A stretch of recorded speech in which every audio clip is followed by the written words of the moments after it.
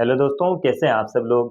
दोस्तों, आज हम बात करेंगे कि समन क्या होता है, बेलेबल वारंट क्या होता है और अरेस्ट वारंट क्या होता है। इन तीनों के बीच में जो डिफरेंस है वो हम आज बात करेंगे। तो दोस्तों, सिविल जो केसेस होते हैं और रेवेन्यू केसेस होते हैं उनमें कोर्ट आपको समन भेजेगी।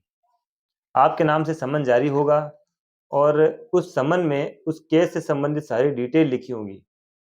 समन में सबसे पहले तो है कोर्ट का नाम लिखा होगा और जो केस नंबर है वो लिखा होगा और केस की प्रकृति क्या है।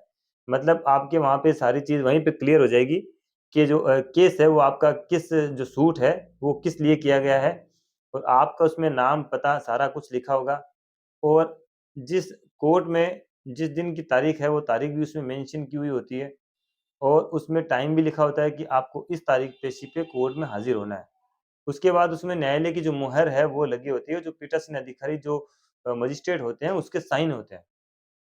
अब आपके घर पे अगर सिविल केसों में समन आता है तो आपको क्या करना है कि वो समन रिसीव्ड करना है। वो समन रिसीव्ड करके आप अपने एडवोकेट के थ्रू कोर्ट में अपनी अपीयरेंस दे सकते हैं और आपका जो पक्ष है वो कोर्ट में आप रख सकते हैं। ये तो हुई समन रिसीव्ड करने की बात। अगर आप समन रिसीव नहीं करते हैं, दोस्तों मान लीजिए समन आप रिसीव नहीं करते हैं, जो समन लेकर आया है उसने उसके सामने आप गए लेकिन आपने मना कर दिया उसको कि मैं समन नहीं लूँगा। ये भी आप चीज़ नोट करते जाइए कि आपने मना कर दिया। मना करने के बाद में उस जो समन आया है उसके पीछे जो भी व्यक्ति समन लेकर आया वो ये रिपोर्ट कर देगा कि संबंधित व्यक्ति ने समन लेने से मना कर दिया और इस रिपोर्ट के साथ में वो समन वापस लौट कर चला जाता है संबंधित कोर्ट में जिस कोर्ट ने समन आपको भेजा। अब कोर्ट में आपकी तामील को माना जाएगा कि संबंधित व्यक्ति को इस केस के बारे में सूचना दे दी गई थी लेकिन इस व्यक्ति ने कोर्ट में आने से इनकार कर दिया और आपके खिलाफ जो केस चल रहा था उसमें आपके एक पक्षीय ऑर्डर हो जाएगा, एक्स पार्टी ऑर्डर हो जाएगा। अब अगर आप समन ले लेते हैं तो आपको कोर्ट में अपने वकील के थ्रू अपीयर होना पड़ेगा और अब समन नहीं लेते हैं तो फिर आपके खिलाफ में एक्स पार्टी का ऑर्डर हो जाएगा। लेकिन आप अगर घर पे नहीं मिलते हैं, आपको जानकारी नहीं होती है कि मेरे घर पे मेरे नाम से समन आया आया होगा तो समन वापस लौट कर चला जाता है इस जो है रिपोर्ट के साथ में कि संबंधित व्यक्ति संबंधित पते पर नहीं मिला।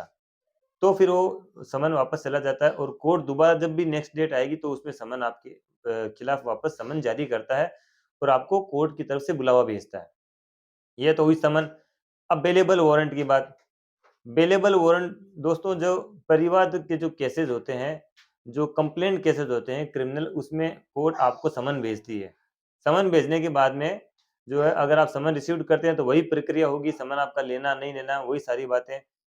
आपने अगर समन जो है ले लिया और आप कोर्ट में अपीयर होते हैं तो आपकी प्रोसीडिंग जो है वो चलती रहेगी। लेकिन आपने समन नहीं लिया और उसके बाद समन वापस ये लौट कर चला जाता है कि समन की जानकारी संबंधित व्यक्ति को दे दी गई थी लेकिन फिर भी व्यक्ति अपीयर नहीं हो रहा है, तो फिर उसके बाद में कोर्ट आपके खिलाफ में बेलेबल वारंट इश्यू करता है। बेलेबल वारंट में फॉर्मेट वही रहेगा, कोर्ट का नाम ऊपर लिखा होगा, आपका नाम लिखा होगा, कोर्ट की जो तारीख पेशी है वो लिखी रहेगी और केस का नंबर लिखा होगा और किस व्यक्ति ने आपके खिलाफ केस किया उसका नाम लिखा होगा, टाइटल जिसको कहते हैं हम, टाइटल लिखा होगा। तो बेलेबल वारंट जब आपके पास आता है तो उसमें 10,000 या 15,000 के मुचल के जो है आपसे माँगे जाते हैं और आपसे बेल बॉन्ड माँगे जाते हैं। उसको आप भरकर कोर्ट में अपीयरेंस दे सकते हैं और मान लीजिए आपने बेलेबल वारंट भी रिसीव्ड कर लिया लेकिन आप उस पर भी कोर्ट के सामने तारीख पेशी पर हाज़िर नहीं हुए। उसके बाद कोर्ट आपके खिलाफ अरेस्ट वारंट जारी करेगा। अरेस्ट वारंट जब जारी होता है दोस्तों तो आपको पुलिस कभी भी कहीं से भी गिरफ्तार कर सकती है और आपको न्यायालय के समक्ष पेश करना होगा। तो न्यायालय के समक्ष जब आप जाएँगे तो आपको जो है वहाँ से ज़मानत करवानी पड़ेगी। उसके लिए आप साथ में एक ज़मानती ले जाएँ, उसके डॉक्यूमेंट्स ले जाएँ वेरीफ़ाई।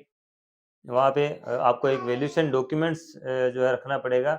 उसमें आप अपनी ज़मानत करवाइए, उसके बाद में कोर्ट आपका केस देखती है।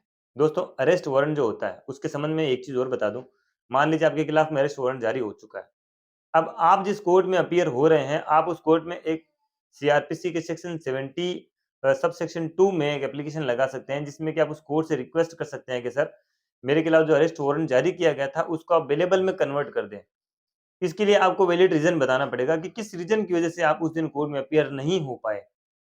उसके बाद कोर्ट अगर आपकी ये एप्लीकेशन स्वीकार कर लेता है, तो फिर आपका जो अरेस्ट वारंट है, वो बेलेबल में कन्वर्ट हो जाएगा।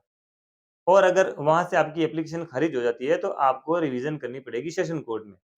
सेशन कोर्ट में रिवीजन करने पर अगर वहाँ स्वीकार हो जाती है तो ठीक, अदरवाइज़ आपको फिर 482 में जाना पड़ेगा हाई कोर्ट में। सीआरपीसी के सेक्शन 482 में हाई कोर्ट को इन्हेरेंट पावर है। हाई कोर्ट को आपको वैलिड रीज़न बताना पड़ेगा, वहाँ पे आपको अपना वकील अपॉइंट करना पड़ेगा उनके थ्रू।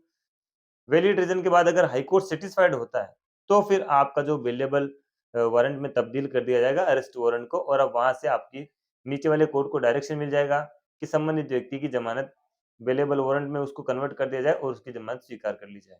तो दोस्तों, ये है समन, बेलेबल और अरेस्ट वारंट में जो है अंतर, और किस तरह से आपको समन आए तो किस तरह से डील करना है, बेलेबल में किस तरह से, और अरेस्ट वारंट में किस तरह से डील करना है। अरेस्ट वारंट आने के जब आपको पता लग जाए कि आपके खिलाफ में अरेस्ट वारंट जारी हो चुका है, तो आप उसमें सीधे सेशन कोर्ट में जाकर 438 अग्रिम ज़मानत के लिए भी एप्लीकेशन लगा सकते हैं। तो ये थे कुछ रास्ते, तो ये थे कुछ जानकारियाँ जो समन के बारे में और बेलेबल और अरेस्ट वारंट के बारे में दोस्तों हमने डिस्कस की। उम्मीद करता हूँ कि आपको सारी चीज़ें समझ में आ गई होगी। अगर फिर भी दोस्तों आपके जो है कोई डाउट या कोई सवाल अगर आप हमसे पूछना चाहते हैं, तो आप हमें कमेंट बॉक्स में मेंशन कर सकते हैं। वीडियो अच्छा लगा तो इसको लाइक करें, शेयर करें और बने रहिए हमारे साथ में। चैनल को सब्सक्राइब ज़रूर करें दोस्तों। तब तक के लिए जय हिंद।